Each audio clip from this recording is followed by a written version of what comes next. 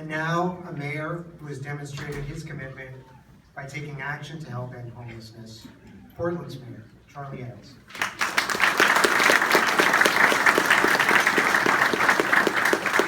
Thank you very much, Andrew. You know, I'm here, we're all here, because we believe that progress is possible. We can make a difference, and this is proof positive that that's true.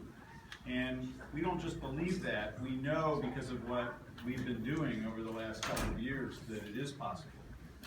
We had just formed this new partnership called the Home for Everyone, the city and the county and Home Forward and Gresham and Meyer Trust. And I started getting pressured phone calls from Julian Castro, the U.S. Secretary of HUD, saying we want you all in Portland and Multnomah County to join this mayor's challenge to end veterans homelessness. And frankly, we were working on other priorities within our homeless effort, and we weren't sure that we wanted to take that on. But I talked to my partners, Chair Kafoury, Mr. Saltzman, and we said, can we do this? And made that commitment.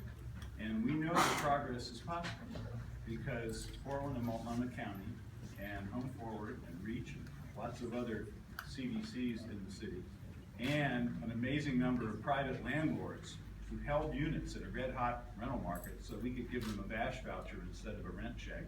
We did it. We took 695 veterans off the street. So we know that progress is possible, but it comes through these kinds of partnerships. Each of us can bring things to the table, like the old Stone Soup children's book. We can each bring things to the recipe, but we get it done when we work in partnership.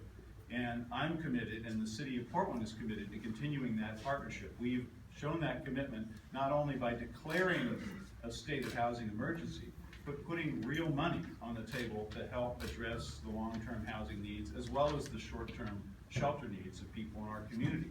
And between the city and the county and the money that we've dedicated from tax increment financing from Portland Development Commission through to the Housing Bureau, we've allocated $350 million plus to the housing agenda over the next 10 years or so. That's a huge sum of money, but it's not enough. It will not do the job without partnerships, without the community coming together as you have here.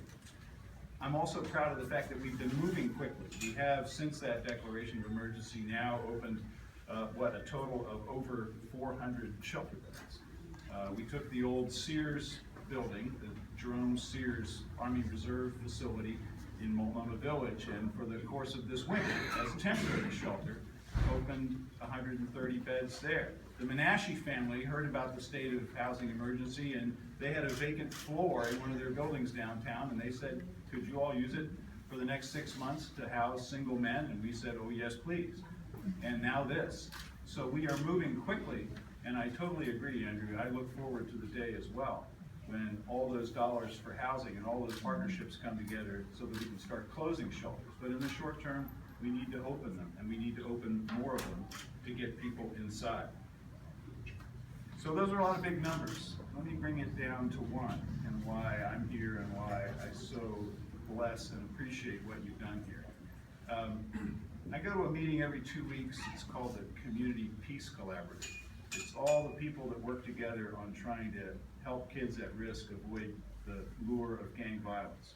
And it's a struggle, like the housing crisis is a struggle. And we hear lots of perspectives at that table. If you haven't been to one of those meetings, and if you have anything to do with at-risk youth, I'd urge you to come every other Friday at North Precinct. It's run by Antoinette Edwards. It's sort of a prayer meeting / coordination session. There's nothing like it. At this particular meeting, Dawn Joella Jackson, who's the principal of Helensview High School, came, and she just told a story about a student.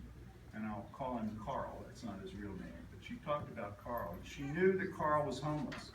She knew that he was sleeping in a car with his family and trying to get a decent night's sleep and then coming to school. And she knew he was tired, she knew he was hungry, and she knew he was struggling in school. And she, as a principal does, was keeping an eye on him and her other students, and sat in the back of his science class, and the teacher posed an arcane question about what theorem would you develop on this genetic issue? Carl raised his hand and laid out a beautiful, thoughtful theorem for you might address that scientific problem. And she corralled him at lunch and said, how did you do that? I know you're hungry. I know you didn't get a good night's sleep. You haven't had a shower in a couple of days. How did you do that? And she said, on his tired face, the eyes lit up, and he said, I love science. I want to be a scientist. That's why we're here. So Carl and those other kids have a chance for their dreams. Thank you all. Well done.